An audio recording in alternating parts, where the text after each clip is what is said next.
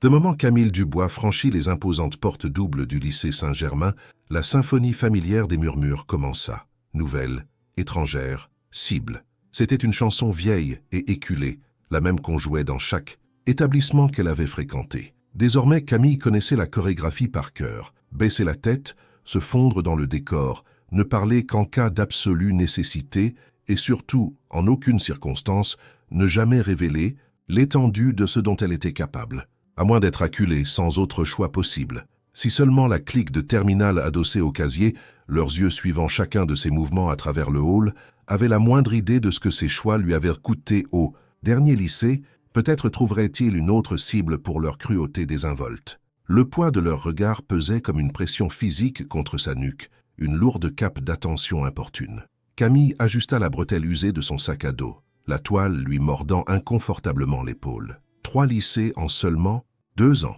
Son père, Jean-Pierre, avait promis avec cet espoir las qu'elle connaissait trop bien que ce déménagement, cette ville, serait enfin les derniers. Camille ne retenait pas son souffle. La stabilité lui semblait un concept étranger, un luxe réservé à d'autres familles.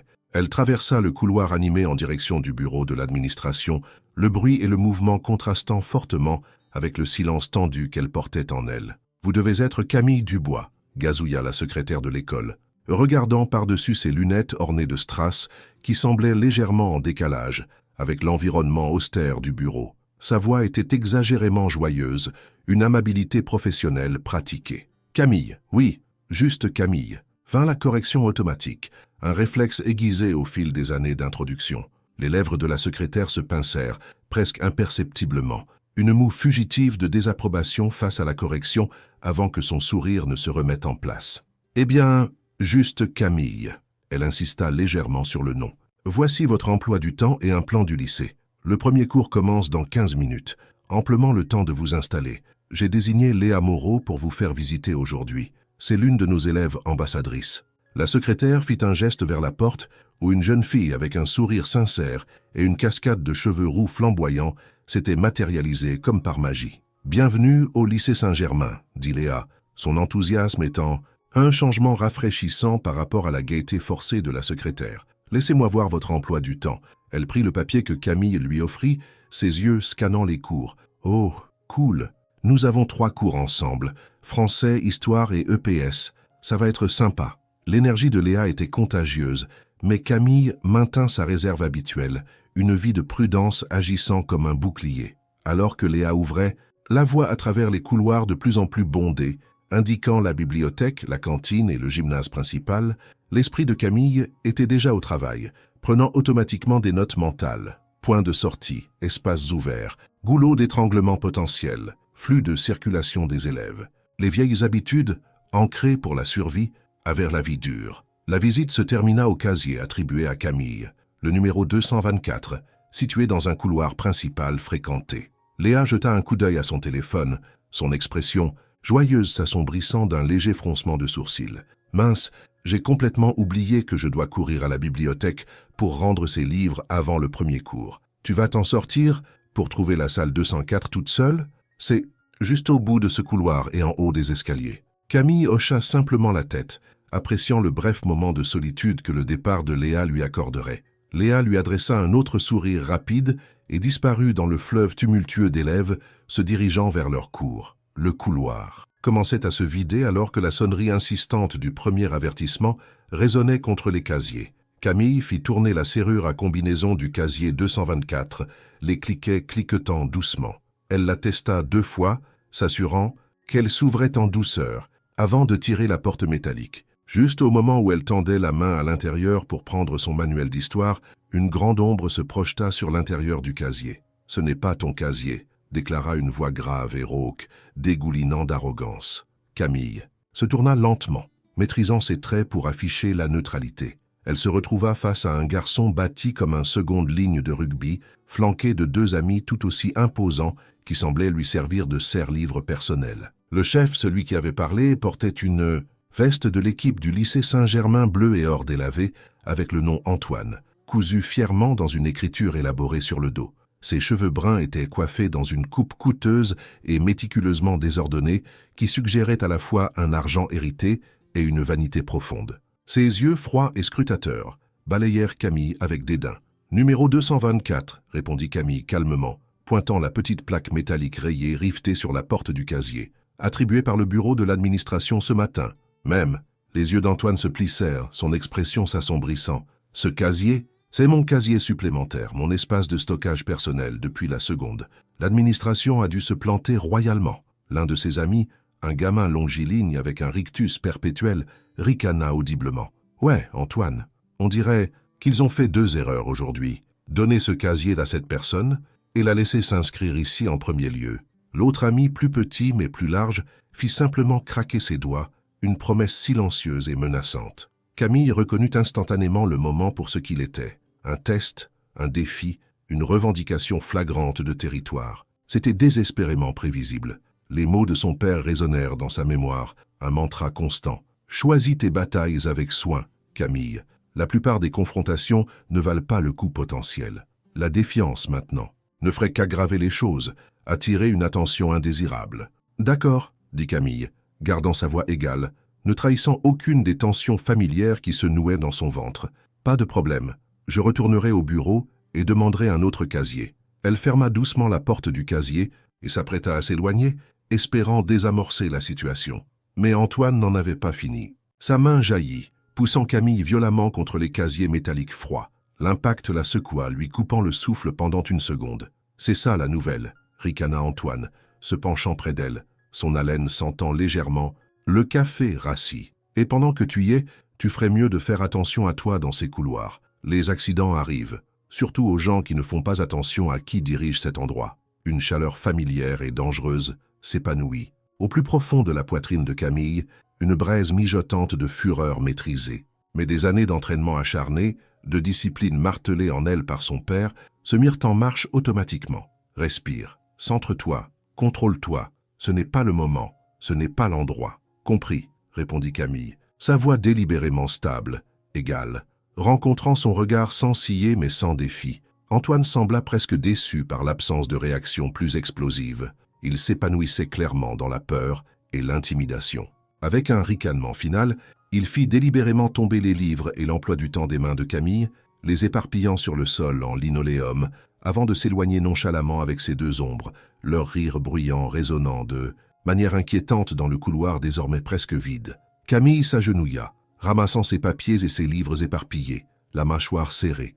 Juste un autre jour, un autre lycée, un autre tyran, alors qu'elle tendait la main vers son manuel d'histoire, une paire de baskets Converse usées et légèrement éraflées s'arrêta à côté d'elle. Une main se tendit pour l'aider. « Désolé pour ça, » dit un garçon longiligne avec d'épaisses lunettes cerclées perchées sur son nez. Il les remonta nerveusement. Antoine Lambert et sa bande, ce sont des crétins de première catégorie. Des crétins monumentaux, en fait. Il offrit un sourire amical et légèrement maladroit. « Je suis Théo, au fait, Théo Garnier. »« Camille Dubois, » répondit-elle, acceptant le dernier de ses papiers de sa part. « Ouais, j'ai entendu dire qu'on avait une nouvelle élève. Les nouvelles voyagent incroyablement vite ici. Le bouche à oreille d'une petite ville. » Théo lui tendit le livre d'histoire. Antoine est le capitaine de l'équipe de rugby, le caïd du lycée. De plus, son père siège au conseil d'administration de l'école. Il possède pratiquement l'endroit, ou du moins il le pense. Ça lui donne un sentiment de droit acquis de la taille du Mont Blanc. « Ça va ?» dit Camille, se redressant et rangeant ses livres en sécurité sous son bras. « Ce n'est pas exactement ma première expérience de comité d'accueil charmant. » Théo haussa un sourcil curieux. « Tu déménages beaucoup, hein ? » ?»« On peut dire ça, » répondit Camille, évasivement. La sonnerie finale et stridente retentit, signalant le début officiel des cours. Camille et Théo se précipitèrent tous les deux en direction de leurs salles de classe respectives. Camille se glissa dans la salle 204, littérature française, juste au moment où le professeur fermait la porte derrière le dernier élève, ce qui lui valut un léger froncement de sourcils. Elle sentit instantanément le poids de 27 paires d'yeux curieux se tourner vers elle.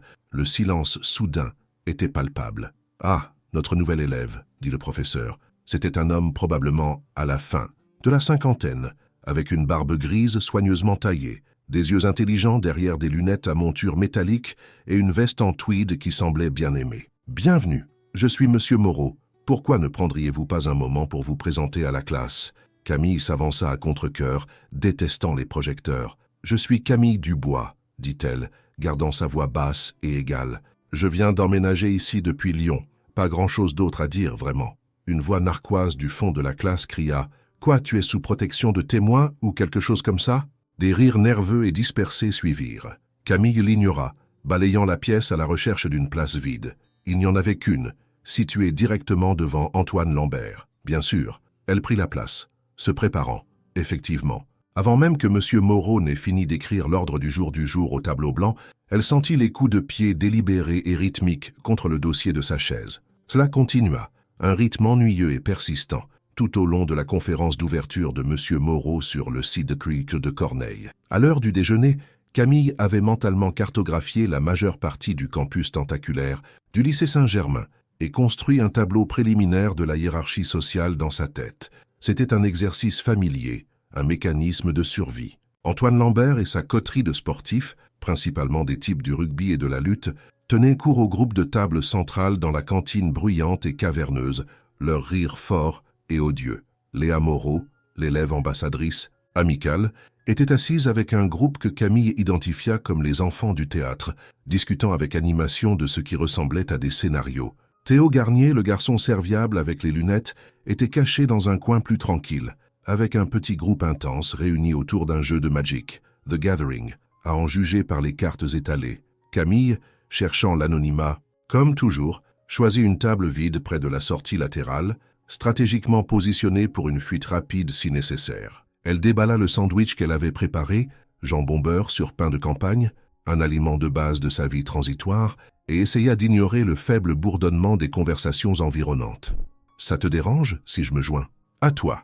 Théo Garnier apparut soudainement à côté de sa table, tenant en équilibre un plateau chargé de ce que le menu de la cantine appelait avec optimisme « gratin savoyard », une concoction d'aspect douteux de pommes de terre, de fromage et d'une sorte de sauce blanche. Camille leva les yeux, surprise, puis fit un signe de tête vers la chaise vide en face d'elle. « La France est un pays libre », marmonna-t-elle en mordant dans son sandwich. Théo se glissa sur la chaise, posant son plateau avec un fracas. « Alors, commença-t-il, après avoir ramassé une grosse fourchette du gratin. « Qu'est-ce qui t'amène vraiment dans notre métropole pittoresque et palpitante de Saint-Germain ?»« Population blasée, » il mâcha pensivement. « Sérieusement cependant, pourquoi ici ?» Camille piqua avec suspicion les tranches de pommes sur son propre plateau. « Le travail de mon père, » dit-elle faisant court. « Il est consultant en sécurité, des trucs spécialisés. Il va là où les contrats l'emmènent. »« Ah, l'homme mystérieux qui voyage, » songea Théo. « Et ta mère ?» La posture de Camille se raidit légèrement. « Elle n'est pas dans le tableau, » répondit-elle, son ton plat, un signal clair que le sujet était clos. Théo, perspicace malgré son attitude légèrement maladroite, sembla sentir immédiatement la frontière invisible. « D'accord, compris, » dit-il rapidement, reportant son attention sur son déjeuner. « Eh bien, Saint-Germain n'est pas si mal, une fois que tu as pris tes marques et que tu as appris qui éviter activement, comme Antoine et sa joyeuse bande de crétins. » Il hocha subtilement la tête vers les tables centrales où Antoine tenait, court flanqué des mêmes deux gars de l'incident du couloir, surtout Lucas Moreau et Maxime Dubois. « Lucas est celui avec la coupe de cheveux militaire, » expliqua Théo, gardant sa voix basse. « Son père est le commissaire de police de la ville. Ça explique beaucoup, non? L'immunité, en gros. Maxime, celui qui a l'air de sentir en permanence quelque chose de mauvais comme un égout bouché, il est juste méchant, un pur psychopathe. Il aime rendre les gens malheureux pour le sport. » Théo secoua la tête. « Les trois terrorisent. Les enfants dans cette ville depuis l'école primaire. Un long et glorieux règne de terreur. Pourquoi personne ne les arrête ?» demanda Camille, sincèrement curieuse. Il semblait incroyable qu'un tel harcèlement flagrant puisse continuer sans contrôle. Théo laissa échapper un rire court et sans humour. « Tu plaisantes? Le pouvoir, l'argent, l'influence. Le père d'Antoine, monsieur. Lambert le troisième, siège au conseil d'administration de l'école et fait des dons généreux. Pense à de nouveaux uniformes de rugby, des améliorations du tableau d'affichage, ce genre de choses. Ça achète beaucoup de bonne volonté et des yeux aveugles. » Le père de Lucas, le commissaire Moreau, fait commodément disparaître toute plainte officielle concernant des adolescents qui sont des adolescents. Et Maxime? Eh bien, Maxime est juste le muscle, le chien d'attaque. Personne ne veut croiser ce trio impie. Les professeurs détournent le regard, l'administration trouve des raisons d'être occupée. C'est foutu. Camille absorba ces informations en silence. Cela brossait un tableau sombre mais malheureusement familier. La dynamique du pouvoir, la corruption, l'apathie, les ingrédients étaient les mêmes partout, seuls les noms et les visages changeaient. Plus tard cet après-midi, alors que la sonnerie finale résonnait, signalant la fin de la journée scolaire, Camille se dirigea vers le casier 224, espérant que le désagrément du matin avait été un incident isolé. Pas de chance. Antoine, Lucas et Maxime étaient adossés à la rangée de casiers, bloquant directement le sien, des sourires narquois fermement en place. Un petit groupe d'autres élèves traînait à proximité, anticipant clairement plus de drame. « Excusez-moi », dit Camille doucement, s'arrêtant à quelques mètres de distance. « J'ai besoin d'accéder à mon casier. » Antoine se poussa lentement des casiers, délibérément. « Oh, regardez les gars, ça parle !» annonça-t-il à ses amis, qui gloussèrent. Avec appréciation. « Tu sais, Dubois, je pensais à notre petite conversation de ce matin. Et je ne pense pas m'être assez bien fait comprendre. » Il fit un pas de plus, envahissant son espace personnel. Lucas et Maxime se déplacèrent légèrement, le flanquant, enfermant effectivement Camille. Il ne s'agit pas seulement du casier, tu vois, il s'agit du respect, de comprendre l'ordre hiérarchique ici. Tu es nouvelle, tu n'es personne, tu dois apprendre ta place. Je ne cherche pas les ennuis, Antoine, répéta Camille, gardant sa voix calme et basse, essayant de ne pas attirer plus d'attention des spectateurs. Trop tard, le sourire d'Antoine était prédateur, dépourvu de toute chaleur. Il n'atteignait pas ses yeux froids. Tu vois, les nouvelles voyagent vite à Saint-Germain. Et la nouvelle est, tu as été renvoyé de ton dernier lycée. Lyon, n'est-ce pas? C'est vrai? Le corps de Camille se tendit involontairement, une crainte froide l'envahissant. Comment? Comment pouvait-il savoir ça? Les dossiers étaient censés être scellés, effacés. Son père l'avait assuré. Antoine vit le scintillement de réaction dans ses yeux, le laps de temps momentané dans son sang-froid. « Ah, je prendrai ce silence choqué pour un oui », continua-t-il, appréciant clairement son inconfort. « Alors qu'est-ce que c'était, Dubois? De la drogue? Une agression? Peut-être un peu des deux? Tu as le profil. Je dois prendre mon bus, dit Camille, jetant un coup d'œil vers la sortie, essayant de se dégager. Maxime se déplaça en douceur pour bloquer son chemin. « Le bus peut attendre, » grogna-t-il, faisant craquer ses doigts à nouveau. « Nous avons une conversation ici. Montre un peu de respect. » L'esprit de Camille s'emballa, calculant automatiquement les probabilités, les distances, les témoins potentiels. 20, peut-être 25 élèves traînaient encore dans le hall. Un professeur visible dans une salle de classe à environ 10 mètres, corrigeant des copies, inconscient, trop d'yeux, trop public pour le genre de confrontation physique, qu'Antoine et ses voyous avaient clairement l'intention de provoquer. Pas ici, pas maintenant. Elle devait contrôler le moment et l'endroit. « Demain, » dit Camille soudainement, sa voix ferme surprenant même elle-même. « Après l'école, nous pourrons parler alors, régler ça. » Antoine sembla déconcerté par la suggestion inattendue, un éclair de surprise traversant son visage, avant que le sourire arrogant ne revienne. « Oh, tu veux programmer ta raclée? D'accord, la nouvelle, bien sûr. » Il gloussa. « Derrière le gymnase, à 16h pile, nous aurons un comité d'accueil de Saint-Germain approprié qui t'attendra. » Il fit un geste grandiose. Lucas et Maxime ricanèrent à nouveau. Ils s'écartèrent légèrement, permettant à Camille de passer. Leurs rires moqueurs la suivirent tout le long du couloir et jusqu'au bus scolaire qui l'attendait, lui irritant, les nerfs comme du papier de verre. Ce soir-là, dans le petit appartement meublé avec parcimonie au-dessus d'une laverie automatique qui sentait encore légèrement l'eau de Javel et les cartons déballés, Camille suivit son rituel familier. Après, l'école. Elle enveloppa méticuleusement ses mains avec des bandages de coton usés, les mouvements précis et automatiques, avant de se lancer dans une attaque implacable sur le sac de frappe suspendu à une poutre d'acier renforcée dans le coin du salon exigu. Le bruit rythmique de ses poings et de ses pieds contre la toile dense remplit le petit espace. « Première journée difficile ?» demanda doucement son père, Jean-Pierre Dubois, depuis la porte. Il se tenait là, toujours dans ses vêtements. De travail, une simple chemise boutonnée et un pantalon, typique de sa couverture de consultant en sécurité, mais avec sa cravate dénouée et son expression lasse.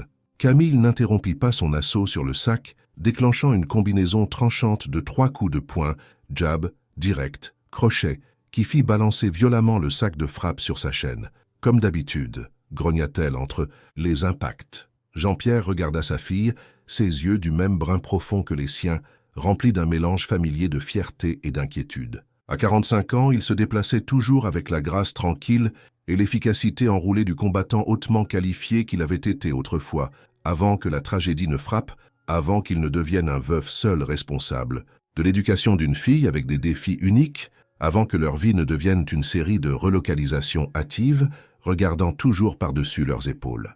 avant qu'il n'ait échangé la cage de MMA contre les ombres de la sécurité d'entreprise et des détails de protection clandestins. « Tu veux en parler » demanda-t-il, sa voix douce mais ferme. « Pas vraiment. Une autre combinaison, plus rapide. Cette fois, se terminant par un puissant coup de pied circulaire qui entra en contact avec un bruit sourd satisfaisant.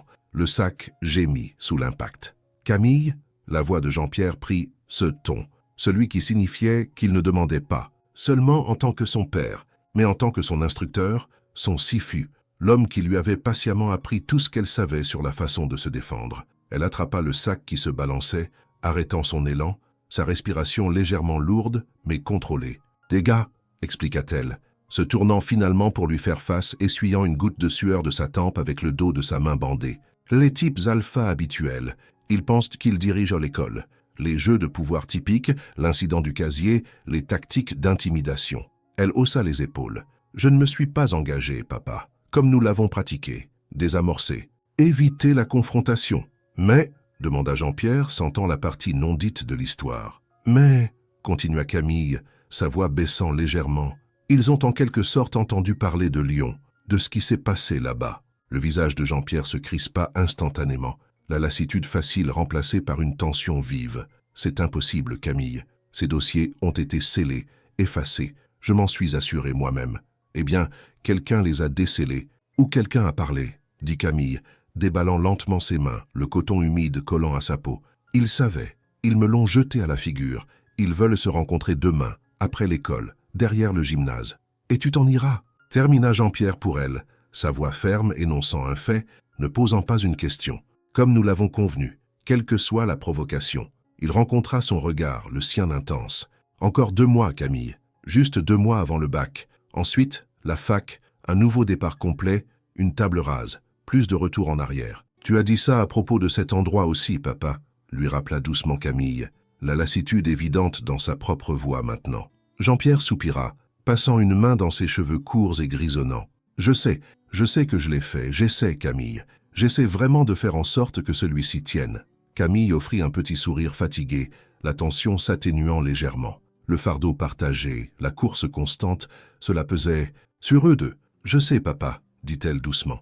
Après un dîner simple de pizza à emporter mangé principalement en silence, Camille se retira dans sa petite chambre et démarra son ordinateur portable délabré. Poussée par un besoin d'information, une nécessité tactique, elle commença à chercher en ligne tout ce qu'elle pouvait trouver sur Antoine Lambert, Lucas Moreau et Maxime Dubois. Les archives du journal local, le Saint-Germainais, se révélèrent désespérément informatives, révélant un schéma de comportement clair et troublant remontant à des années. Antoine Lambert, star du rugby 3 fois champion régional, fils du membre influent du conseil d'administration Charles Lambert-Troyer. Lucas Moreau, fils du commissaire de police Robert Moreau, suspendu 2 fois de l'école pour infraction non divulguée. Les accusations ayant mystérieusement été abandonnées dans les 2 cas. Maxime Dubois, fauteur de troubles connus, un historique de vandalisme et d'agression mineure, un casier judiciaire de mineur qui aurait été effacé de manière pratique à ses 18 ans. Et puis, la découverte la plus glaçante. Édouard Lemaire, un ancien élève du lycée Saint-Germain, hospitalisé l'année dernière avec de multiples blessures, côte cassée, commotion cérébrale grave, poignet fracturé, après ce que le rapport officiel de l'école et un bref article de journal décrivaient vaguement comme une chute malheureuse dans un escalier près du gymnase. Édouard Lemaire et sa famille avaient déménagé hors de Saint-Germain peu de temps après, le transférant dans une école d'un autre district. Camille fixa la photo granuleuse accompagnant l'article, une photo d'un garçon souriant dans un uniforme de fanfare. Une chute dans les escaliers, bien sûr. Camille ferma lentement l'ordinateur portable, la certitude froide s'installant dans son estomac. Sa décision déjà à moitié formée se solidifia. S'en aller n'était pas toujours une option, pas quand d'autres étaient clairement blessés. Le lendemain passa dans une brume de normalité forcée, un flou de cours fastidieux ponctué de regards de côté et de chuchotements étouffés. La nouvelle de la réunion prévue derrière le gymnase s'était répandue comme une traînée de poudre dans tout le corps étudiant. Au cours de la 6e heure d'études, même Léa Moreau, d'habitude optimiste, avait entendu les rumeurs. Elle coinça Camille près des étagères de la bibliothèque, son expression anxieuse. « Camille, tu ne peux pas vraiment aller les rencontrer. chuchota-t-elle avec urgence, jetant des regards nerveux autour de la pièce calme. Sérieusement, l'année dernière, ils ont coincé ce gamin, Édouard Lemaire, celui qui est tombé dans les escaliers. Il a fini